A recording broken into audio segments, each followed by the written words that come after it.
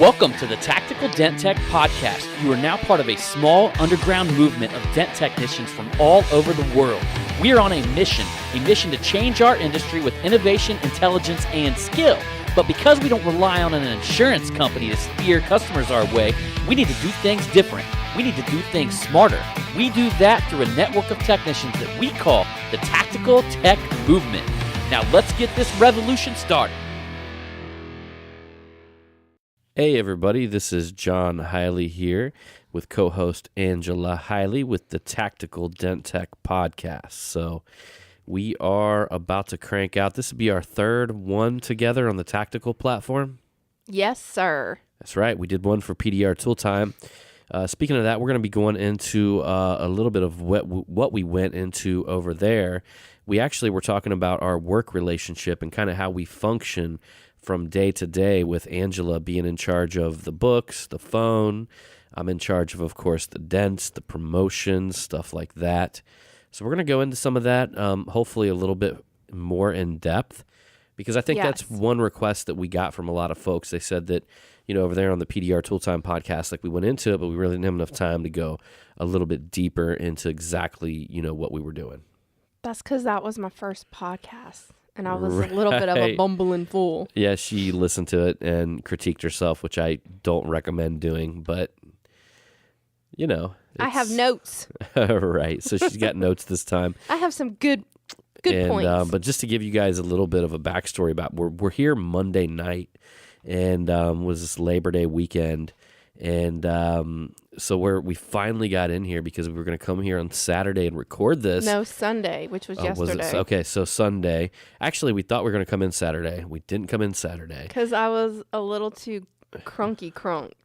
Yeah, so we didn't make it then. And then Sunday came along, and we're getting ready to leave to come over here, and I'm looking around for my wallet and realized that we couldn't find it. So we searched the entire house and da-da-da. Long story short, it fell out of my pocket at a Walmart parking lot, and nobody turned it in. Nope.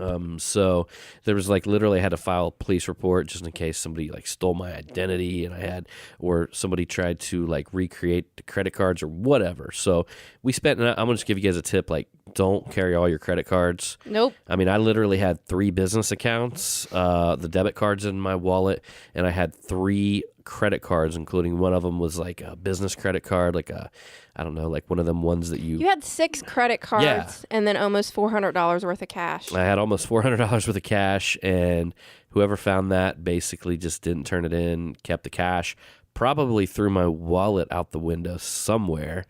And so that sucks. So we spent all night last night, not only canceling all the credit cards, but we also had to go to the police station and file a police report, which we just heard back from today. And my car was parked in a way where they really couldn't see who would have picked it up, and all that kind of stuff. So pretty much whoever got that money just got away with it. And thankfully they didn't use the credit cards, but if they did, they informed us that it is an actual felony. Well, technically, if you pick up a wallet and you don't turn it in and you keep it, it's considered stealing. Right. If it has a credit card involved, then it's a felony. Yeah. Which so whoever didn't turn it in really lucked out that they didn't get caught. Yeah, God's gonna take care of them. Yeah. Karma is a bitch. The vengeance. Something bad will really happen to that male or that female that did not turn in my husband's wallet. Hey, but you know what? We're all good. And the funny thing was, when I realized that it wasn't important, was later on that night we were sitting around the table, and we were eating food, and our little miniature schnauzer farted. And we all started laughing around the kitchen table, and I'm like, 1 minute we're all in a panic and we're doing all this stuff, and then the next minute we're sitting here as a family, and my dog farts and we're all laughing about it. So it really wasn't a big deal, It was a little bit of a big deal. I thought I was about ready to have a heart attack. Yeah, for her, she was, it did pretty suck. Much a panic attack. Yeah. But anyhow, we're beyond that, and we're over that now, and Guess just a heads up, guys. Anybody who wants real customer service, get an American Express card because them people will literally hook you up in like 2 seconds. They'll FedEx your cards overnight, and they're just, my God, is the customer service so much better than Chase or so much better than PNC, which is my banking institution, and Chase is another one that I bank with, and gosh, yeah, and they're just so much night and day when it comes to the difference in customer service. I'm just here to tell you that. Yeah, American Express is like an A++, and the other ones are more like a D. Yeah, yeah. So bitches are a D. Like literally, business platinum card coming tomorrow, and it would have been here today if it went a holiday. And then also the blue card or whatever. If you guys ever want a good card, get the blue card.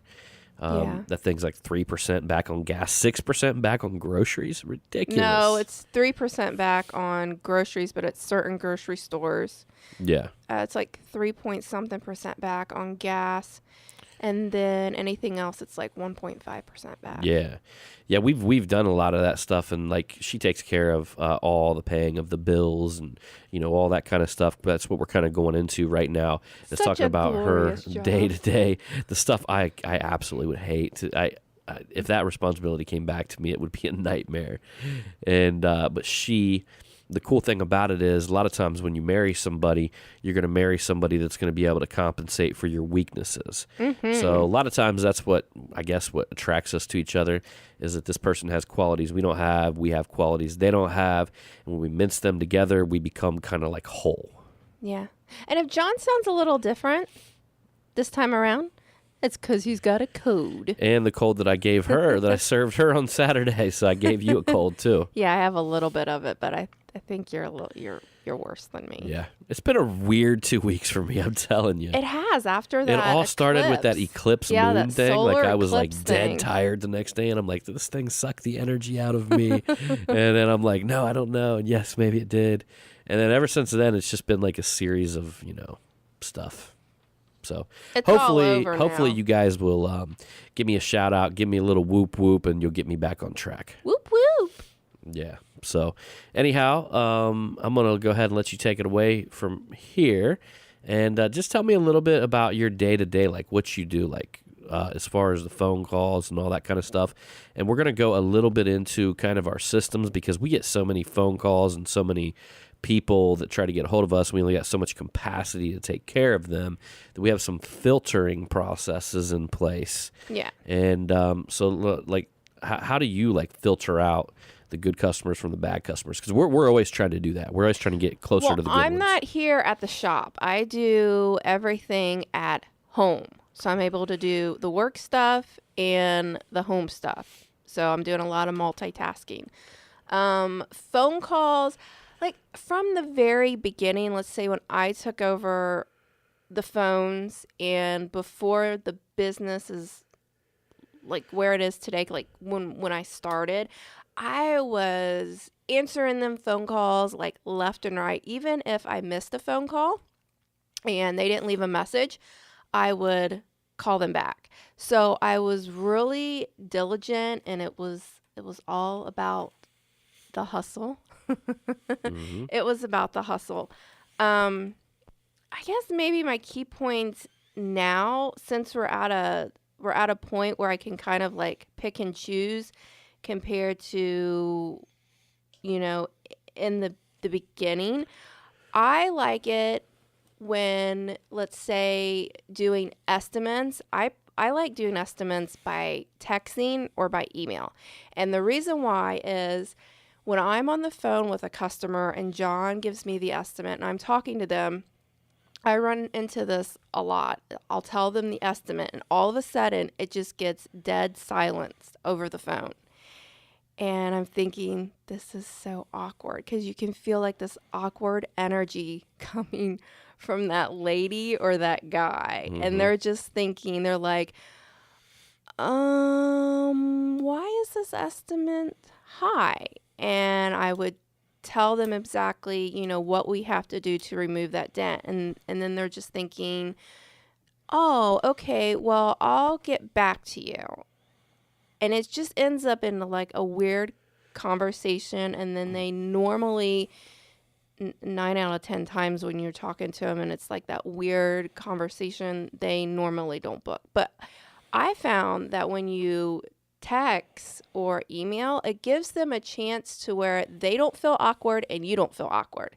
They can think about it, and they're either going to get, repeat customers. Normally they get right back with you and they're like, yeah, I want to go ahead and book. But the other customers, you might not hear back from them at all, or maybe the next day you'll hear back from them, or a month might go by and the next thing you know, you get this text message and they're like, yeah, I'm ready to schedule with you. When can you get me in? So I found that that's easy for me. I don't know if that will, kind of help some other people if maybe you're not wanting to deal with, especially people that are price shopping. Normally, if they're like price shoppers, you'll give them the estimate and they'll just respond back saying, thank you, or they'll respond back saying, your estimate is way too high. you gotta love them people that respond back and say your estimate is way too high.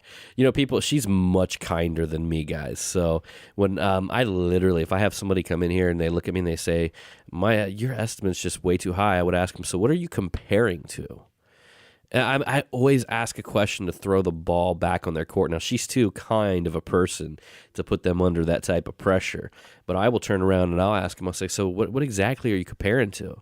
And then half the time they'll say, well, I don't know. I talked to da-da-da down the street and da-da. I say, well, what caused you to keep shopping? Like, what caused you to come to me, like, after you got that good of a deal? And then that's when they start opening up. If you can put the pressure on them hard enough where they start opening up going, well, the guy said that he just didn't know if it'd be perfect and, maybe it would have to go in to be painted. And, they would start going to this. I say, well, sir, I'm not that guy. I'm telling you that I'll make it perfect, or I'm telling you that I can get it to this level or whatever, And that's one of the things that I got to deal with on a face-to-face situation. But the weirdest thing is with me, the more tattoos that I've gotten and, the bigger the bigger that I've gotten and all this kind of stuff, I get people that just don't even, they don't even fuss with it anymore. So it's pretty interesting. And the other thing, a lot of people think that, because I drive my Corvette and I usually have it parked in here or parked out there. And a lot of locals around here drive by and they see me driving it and they see it sitting in my parking lot. So 9 times out of 10 people come in, they're like, is that your Corvette? And I'm like, absolutely. Yeah. You want to check it out? This and that. And what that does is that actually, believe it or not, it has cut down my price shoppers because they just don't feel like they have a leg to stand on. They're just like, price shoppers rely on you being this desperate, business that is their $200 they're willing to give you away from going out of business. Price shoppers rely and feed on that. But when they realize that you're a successful individual and they basically just feel like, well, this dude doesn't need my money as bad as I think that he does. And they'll typically just move on. They think that they're putting fear in you. It's so weird. And that is probably the worst thing or the worst customer that I would ever even want to deal with. I try to push them out as quick as they come in. Yeah.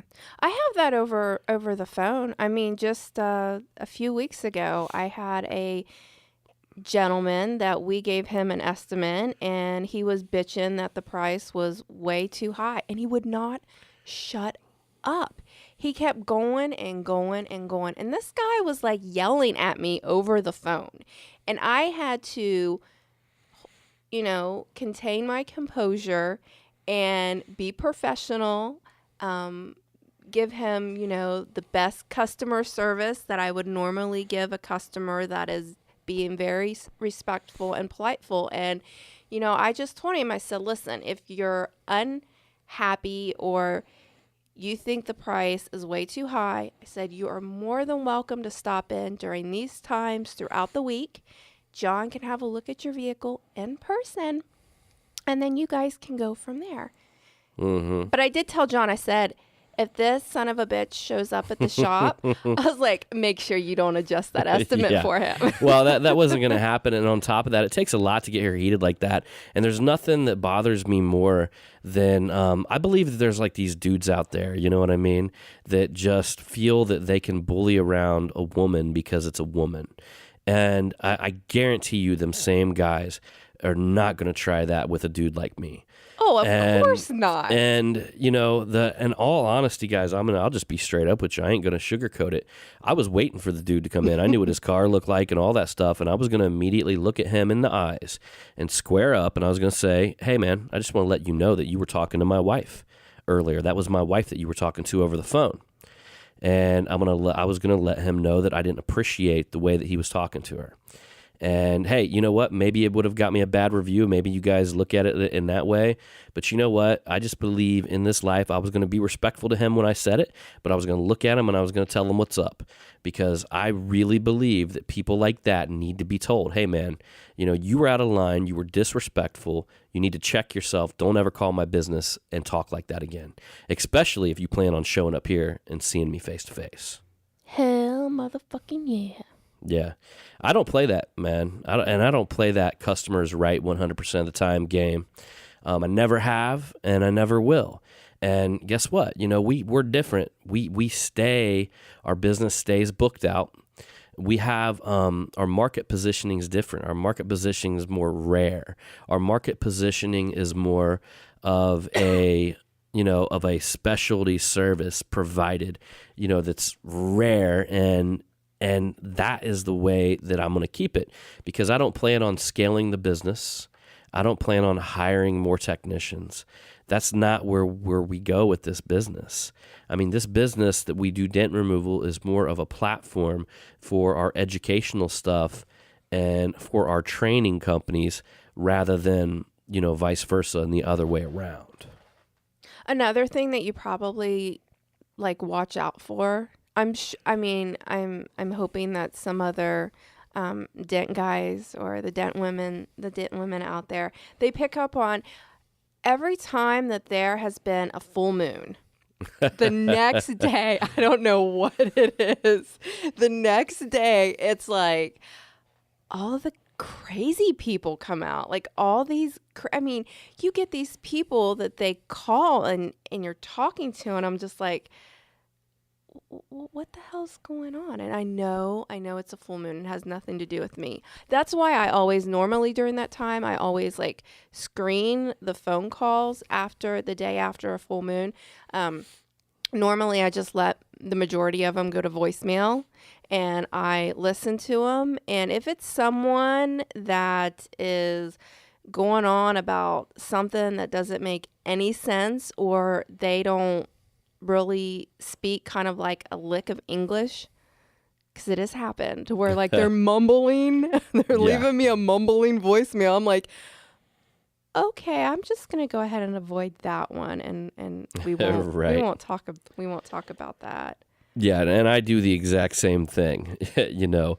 And in all honesty, guys, like it takes a while to get your business. I mean, when we first started, of course, we were trying to get a hold of as many people as possible, try to get as much business booked as possible. We were doing it day to day. But what I'm telling you is that eventually, when you establish your company, you got to establish it in a way where you build a clientele base, the right kind of clientele base, okay? It took me a while to figure this out, because there for a while, when we were servicing them price shoppers, when we were servicing them, then all of a sudden, like one day we raise our price, we lose them all. You know what I mean? Mm-hmm. Like if your customer base is a bunch of price shopping type people, like one day when you get better and you move forward and your schedule gets booked and you want to become elastic and raise them prices, like half your clientele is just going to drop off the, you know, your books, because they will not put up with that. They're not the type of people, they're not into that type of quality, and they especially don't want to see you making more money. So what we've done is we've effectively put a filtering system in place to gravitate the type of customers that we really want to work with. And we did that by, number one, like she doesn't answer the phone all the time. I never answer my phone. Like I never answer at the shop. In fact, I'll be honest with you guys, I normally don't call people back until maybe like 24 hours later. And I'm here to tell you that when you make connection with your ideal customers, people that specifically want to do business with you, they will wait. And I found that time and time again that we've got these repeat customers that know that I'm busy. They know that I'm going to get back with them, and they'll wait that amount of time that it takes for me to get back with them. And in a weird way, it's like they even respect you more. Yeah, and you also need to build kind of like boundaries. That is with all of our emails and text messages. With emails and text messages, we respond within 24 hours. I mean, normally, the ones that, come in like during the day, they get answered. Like any email that comes in the morning, they're answered in the afternoon, or as well as text messages. And then we take, we do the morning ones, and then we do like late afternoon towards the end of the day. But as soon as the end of the day hits and it's closing time, then they're going to have to wait till the following day. I think that Right. It's really good to kind of have that boundary, because I've noticed like some people with text messaging is they'll send in a text message, and I'll send all the text messages back over to John, and of course he's doing a repair, or he's busy with something else, and then like 10 minutes later they're texting Wondering me. why you didn't get back with Yeah, them. they're like, how come you haven't got back to me right away? And I always usually respond and I say, we did receive your text message. You'll be hearing back with an estimate within, a few hours. Right. So you got to kind of put some of them people a little bit in check. Yeah, and you know what? The cool thing about it is that if it is the price shopping type, the ones we don't want as our customers, here's what you guys got to establish. We do not want them. We don't want them, okay? So, like, if it's that type of person, by the time I get back to them 24 hours later, they're gone. You know what I mean? They've found something. They've went somewhere else. Good, okay? I don't want people that don't want to specifically do business with me. I set up my marketing. I set up everything to reach our clients and our customers at a higher level, at a higher end, so that when they see that and when they read into it, and the people that'll do the research on the company, by the time they're done, I only want the people that feel like I'm the only person that can touch their vehicle. And normally your ideal customer, they're going to have respect for you, and you're going to have respect for them. Yep. A lot of the price shoppers, they just don't really give two shits, what you're doing. They want you to tend to them like, right now. Yeah. And it's almost because they like don't care what you're doing, because what Right. you're doing is not important. they're a lower end client. They're just a lower end customer and person in general. I mean, they're just the type of people. I always say that your vibe is your tribe, okay? So here's what I want you to realize out there. So if you're some dude who runs around price shopping everybody and is that person, like you're that person, you are going to attract that person because you're going to have, common ground. You guys are going to know each other. You're going to bring them people into your life because you're that person. If you're, you know what I mean? So I always tell people to watch that. Like, if you want to run a high quality business and you want to surround yourself with clients and customers that want you specifically for the high quality, and they're willing to pay for that, then you need to be a person that looks for that high quality in your life. Like when I go out and when I find services, if somebody works on my car, it's going to be the best person that can possibly do it. Like I don't want to gamble. I don't want to roll the dice with somebody because I went around to 3 or 4 people to find out who could put in the transmission the cheapest. Mm-hmm. I want the dude who is the best, okay? And if I'm going to have to pay more for that, that's fine. Because you know what? I know that it's going to be done right. Something Mike Toledo told me a long time ago. He said, you buy cheap, you pay twice. Yes. And I don't know how many times. That's basically means you buy something cheap, it breaks, and then you got to fix it again. Okay? So I used to be that person. I ain't going to lie. I mean, I used to be that guy who was, driving around trying to find the cheapest of everything, and stuff like that. Because I was a kid, okay? That's what kids do. Some people never grow up and grow out of that. You know what I mean? And some people just don't have the resources to do it. They've never built up the resources to buy the quality that they might feel that, that they should actually buy. So because of that, I always say your vibe is your tribe. All right. So you want to think about that a little bit. You might want to think about changing yourself somewhat if you tend to gravitate in them areas. You should tell that story that happened, I think maybe it was like about a month ago when that guy came here and you gave him a price for a door ding. And he's like, oh, no, I came here like a year ago. Oh, yeah, he told me, he comes in here, I gave him a price for a door ding, and I'll be honest with you, I said like $165, and that was pretty much on my low end because I start at $145.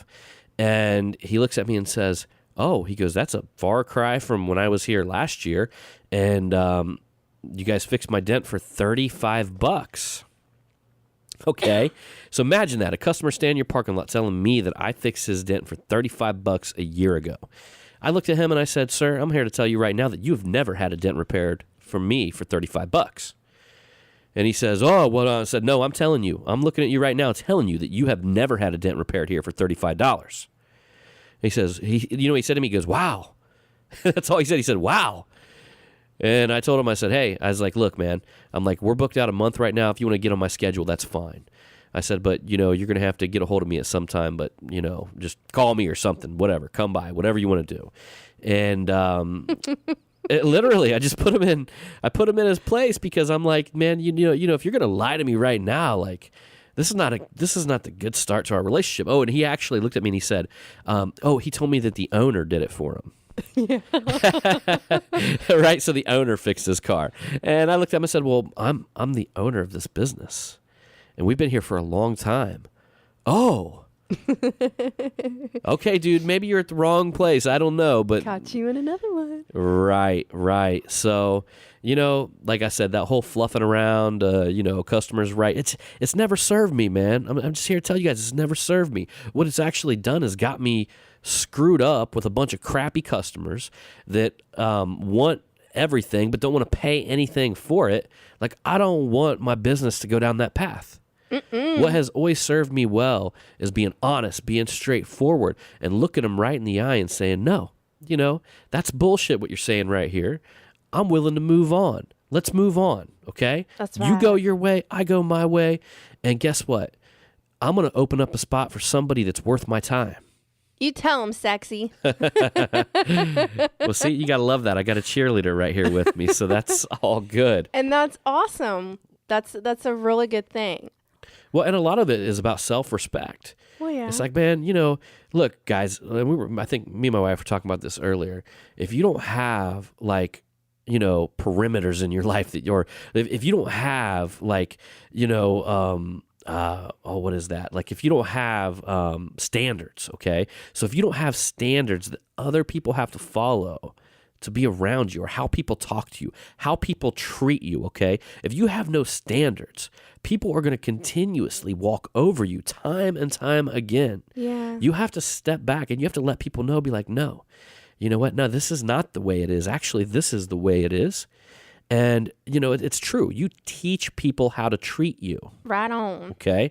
So, don't allow people, if you're just that nice guy, smiley all the time, letting people say whatever they want to you, potentially walk all over you, steal your time, and then give you nothing in return, that doesn't serve you. That doesn't serve your business. It doesn't serve them either, really, because they just got what they wanted for nothing. Mm-hmm. And nobody respects anything they get for nothing. So you just got to make sure that you have distinct, you do not allow people to treat you any way that they want. Yeah, because your time is precious. Absolutely. So going back to what you're doing here, honey, with your day-to-day business here, is there anything else you want to touch on, like as far as customer service goes with customers? She's awesome on the phone, I'll tell you that. She does our voicemails. Here's the difference. Her voicemail, it sounds so professional and so on point. And like my voicemail the other day was like, hey man, this is my shop phone line. I'm like, hey everybody, I'm not going to be in for a little while. I'll be back on like Wednesday the 16th. We're going to go see Hank Williams Jr. and need to take a vacation, so we'll see you guys when I get back. That's that's my voicemail, okay? And hers is like crazy professional. So it's so funny to see the contrast of the two. Yeah, I mean, with customer service, you will find eventually with the phones, you'll find your own groove. You'll find basically your own script that you will follow from the beginning till the end of the conversation. And you'll also find yourself hitting certain key points throughout the conversation as well. I always say that's a good thing to write down, is maybe when you got some downtime, kind of like do a little pretend conversation, like, thank you for calling, blah, blah, blah.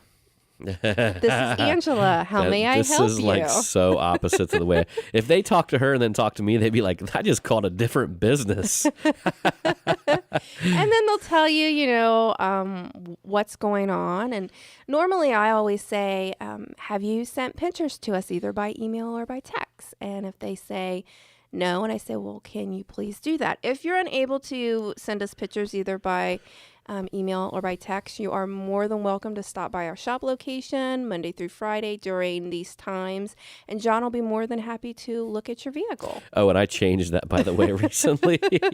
I told her that I can't be nailed down here at any time. So, like, literally, I will just like up and leave and put the close sign with the little timer thing on it. So now what we're doing is with estimates, we're scheduling them for like a brief little appointment. So I'll tell you guys what's been killing me lately. And I'm going to be honest with you, it's the walk-in customers here at the shop. That's the one thing I can't screen. Like, they don't have to, they can just walk in anytime.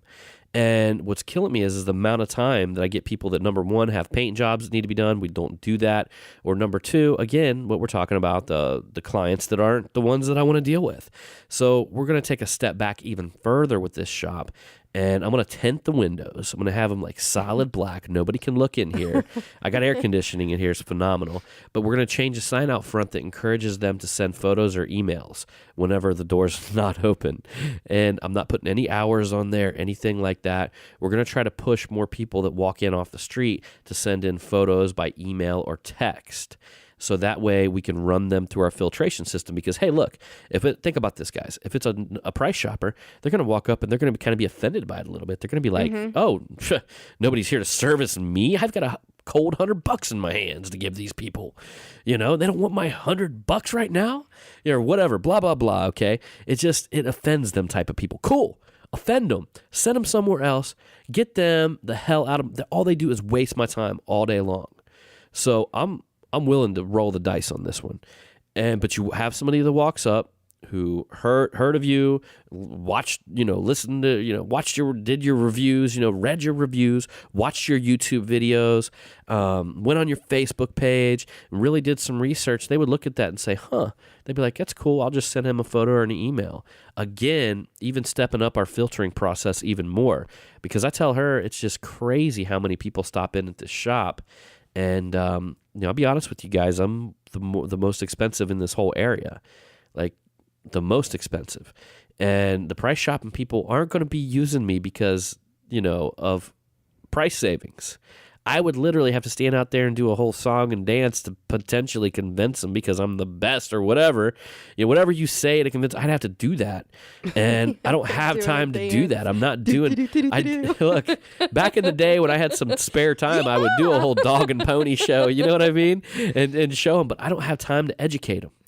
And Let me show you my guys, Irish dance. I know some of you guys out there that are just getting started and stuff like that. You're probably thinking, God, I can't wait till I'm at the point where I don't even gotta convince people to use my services. Well, you know what? It doesn't start out that way. But if you do things right and you bring the right customers into your life, you continuously try to target your ideal customer. You understand like who's the type of person, like what kind of person would I love to work with? Like, what kind of person would every day, if I came into my job and I worked with this person, I would be so happy, they would be happy, and we would be happy together, okay? You got to figure out who that person is. Write it down. Take a picture off the internet. Show them whatever they look like. Start envisioning it. Write down their income, where they live, what they do. A vision board. Yeah, or do they golf, do they drive a Lexus, whatever it is. Write down, try to figure out as much as you can about this individual, these people that you want to come in, and now you've got a target, okay? I'm going to explain something to you, okay? So I think his name is Jack Dempsey. He was the professional bow shooter. I may have this wrong, but I don't care. It's a pretty cool name, Jack Dempsey. All right, so he's a professional bow shooter, right? And he could take his arrow and just shoot one after the next one, and just split the next one in half over and over again from 100 yards. The dude was phenomenal. He's like a freak of nature. But I'll tell you how I could train you to beat him. All right? We would have to blindfold Jack Dempsey because he couldn't hit a target that he couldn't see, That's what I'm telling you by profiling your ideal customers, your ideal clients. You have to know your target, because if you can't see your target, if you can't vision your target, if you don't know who they are, you can't target them in this world of targeted marketing. And that, my friends, is when you take your business from what I would say an average so-so service company to a legitimate high-end, much more exclusive type company where you're hitting the right people and you're talking to them people in a way where when they see everything from the scripts on your website to your videos to everything you put out there, you're talking to them in a way that you connect directly to them so they're immediately attracted to you and your company. Mm-hmm. That's next level right there, y'all. That's right.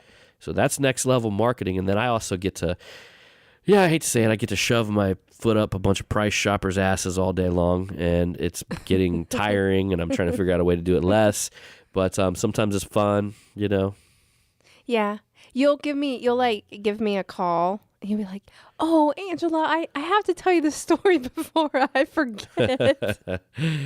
Yeah. And then we have a giggle. Yeah. We have a giggle. I always call her in the middle of the day now. Yeah. I like to talk to her in the day, and then sometimes I come home for lunch. Mm-hmm. Yep. Did you guys like that? Uh-huh. Down and dirty time. No, I'm just messing. What was that song? Afternoon Delight.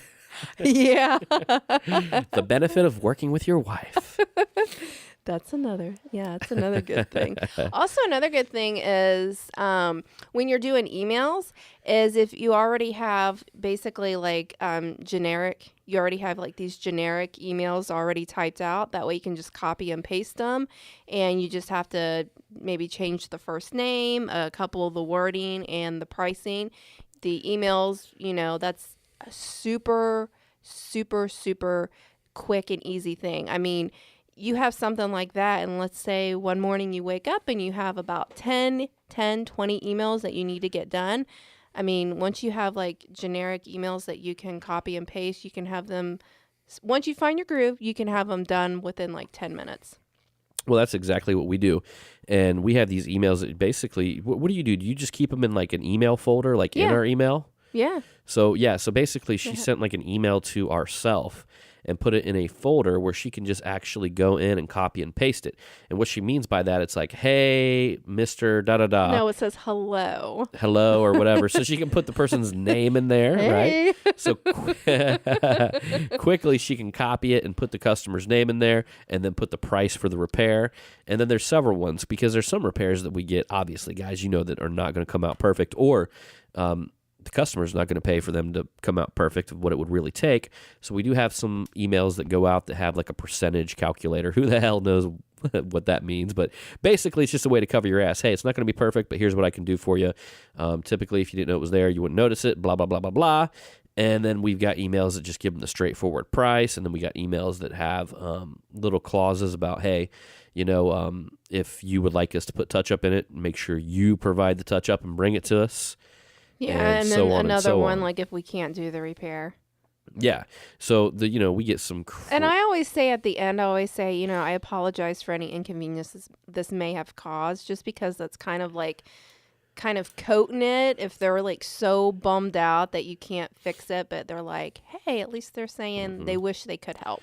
And we tell them that they should just choose their own local body shop. Mm-hmm. We don't get into the whole referral thing on email. Problem with that is people start emailing back and asking for directions and asking for a contact number and all this kind of stuff. And again, when you're running a really busy business and a tight ship, you got to learn how to cut out any of that interaction. Mm-hmm. Now, I would say the exact opposite if you were early on in business. You might want to do that interaction to build a little bit more rapport. Even though I've honestly never seen it pay off, it seems like the more I've ever helped somebody, I've just basically Your time's been wasted. yeah, and I've never seen them again. But they say that building rapport and taking your time with them is a good idea. Maybe early on in business, I would recommend that. But as you get further on in business, take that time and spend it on doing what you do to get to your ideal customer, your ideal client. And what I want you guys to really consider is that there's one thing that you could do every day, like one specific thing to reach your ideal clients, your target market. You need to find out what that one thing is and begin doing it each and every day. Mm-hmm. I call that the big domino. It's the one domino that you push over and it knocks down every other domino or renders them useless. That's right. Yeah. So I'm moving on a little bit. Now, I know that you obviously, of course I know this, that you do all of our books, you do all of our banking, you do all of that stuff. I want to say, oh, no, you're good. I would say probably one of the best things that we ever did was switch over to QuickBooks. It took her guys, listen, this took her like a minute. Like I tried to switch her over for years. I think we've probably been on QuickBooks for 3 or 4 years. Yeah, I'm not really good with change, and I kind of fight tooth and nail because I get in a rhythm of doing something one way, and I don't like some change sometimes. But that was a really good change, and then I got so used to it, and I'm thinking, damn it, John was right again. Like, okay, so what she used to do was write it all down. And I then still do. Yeah, and yeah, you still do your writing system. I do my writing system, and I do QuickBooks. But with QuickBooks, she can print it out at the end of the year. Yeah. And we pretty much got our taxes consolidated and stuff like that to set up and to be able to do them. So yeah, and I'm not like advanced on QuickBooks. I keep it nice and simple to where it doesn't get confusing. I mean, that works for us. I mean, if somebody really wants to get in there and learn every little thing, more than welcome to. I know it seems like they're constantly changing things and updating things, and then there's like new reports that you can print out, which you can get in there and like mess with, and it's really not that difficult, just common sense. But I just keep it as simple as possible with us, since we're, a smaller business compared to if we were like a larger company out there. Right. Yeah, and that makes total sense because, I mean, really what I basically concern myself with more than anything is profit. I'm profit driven, okay? So I want to know constantly how much is that going out, the big chunk that's going out, and the much bigger chunk that's coming in. Mm-hmm. I mean, that's what I mainly concern myself with. Yep. And you know what? That's been good for me, and that's been good for us. Yep, that's been good for me. Yep. So is there anything else you want to go over there on your notes, honey, as far as our day-to-day? Oh, hey, a little quick tip here. Something that's really helped us out is we use Voxer, which is a walkie-talkie app. Yeah. And I didn't like that thing either, remember? yeah, it took her a minute to get on that, y'all. I was like, no. John's like, but you're like constantly calling me on the telephone. And then he's like, you just need to use this. And finally, I just gave in. And I'm like, he was right once more. So the cool thing is that, and she's right a lot of the times too. So the cool thing is Voxer, like you click a button and you leave a message. It's like a walkie-talkie. So that way you can batch. Like, here's the thing, guys. I'm all about batching. Yeah. Okay, so I can't be living my life like I'm putting out fires. Like, okay, stop here, answer a Voxer, do an email. Okay, back to making a video. All right, now we got to do a car. Wait, another email came in. I can't live life like that, okay? And I don't recommend you doing it either. What I recommend you doing is cutting out blocks of time to do one thing at a time, okay? So, you cut out a block of time in your day, do all your emails, and then don't look at them until the end of the day. Yeah. That's what I do with phone calls. I know a lot of you guys live by the phone, and that's good when you're a week out or a day to day or something like that. When you start getting 2 weeks to a month to sometimes 2 months out, you just answering that phone doesn't every day in and day out. It's not so important to me. So I'll at the end of the day, or maybe I'll go a whole day, and then the next morning I'll look at my voicemails. I'll check my emails, stuff like that. but it's all about batching so you're not putting out fires. The worst thing, in my opinion, not only for you as an individual, but for your mind to be dealing with on a daily basis is putting out fires. Because here's what happens when you become the person that checks an email, goes to work, answers a phone call, does a voicemail, and you just rotate that stuff all day long, you're going to find yourself looking for fires to put out. Yeah, and it's overwhelming. Yeah. And it really causes a lot of like chaos in your day, in your life. And I mean, nobody wants to live like that. So next thing you know, you're going to be picking up your phone, checking, going, oh, no. Oh, there's no emails. Okay, good. All right, let me go back to work. All right, hold on. Let me check the email one more time. No. Okay, hold on. The voicemail. Oh, somebody's calling. And the next thing you know, you find yourself just looking for fires to put out. And if you're out there looking for fires to put out, you may want to get your mind back, get refocused, get recentered, and just regain that structure that you're going to need to just calm your mind down on a daily basis and maybe work a little bit harder on your intended target. Because by putting out fires, you're not getting anything serious done, okay? When I talk about the big domino, when I wake up every morning and I try to find my big domino, what my big domino is for that day, I want the big domino. I want the one that I hit. It's going to impact, okay? It's going to make major impact in my businesses. I want to push that one over that's going to kill it for me, all right? And if I didn't get nothing else done, if I didn't answer an email, answer a phone call, I push that damn big-ass domino over. And that thing's going to affect everything that I do in the future. So when you become somebody who puts out fires, you think that you're getting a lot of shit done, but all you're doing is putting out fires. You ain't finding no big domino that's going to move your company further, grow you, so much bigger at so much of a faster pace. Slow your mind down, find your big dominoes, and make the moves that it's going to take to become really, really profitable. But yeah, when things can get a little overwhelming, sometimes you just need to turn the ringer off, stick it on, turn it off, turn it on mute for a little bit. And just give yourself a good maybe 5, 10, 15 minutes to where you can find a nice peaceful place just to kind of rest your mind. Hey, my ringer's off 24/7, like on my cell phone. And my voicemail's been full for how long? Has it been like 6 months? A long time. It's been a long time. I don't do voicemails on my cell phone. And sometimes I don't even understand how people get my number. So that freaks me out to begin with anyway.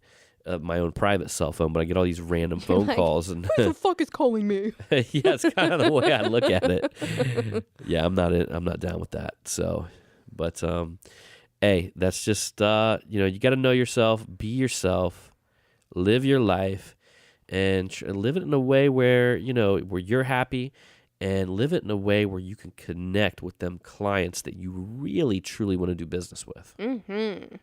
That's my big recommendation on this podcast.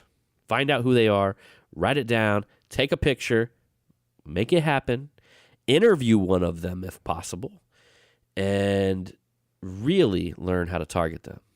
And when you find the customer that you absolutely love, you feel so thankful. Yep. And let me tell you something. It's a good feeling to have inside. Yep. And the more of them that you have around you, surround you in your business, look, birds of a feather flock together. Their friends are going to be a lot like them. Mm-hmm. That's right. So anyhow, y'all, I think that we're all good on this podcast here. And I hope we summed up a lot of our daily interactions here. And I know some of you out there that we've got emails from are trying to get your wife to come in and work for you. I'm going to tell you guys this, okay? Women, it's a unique situation. Like, I can't give you advice on that. I don't know who your wife is. I don't know what she thinks, the way she feels, right?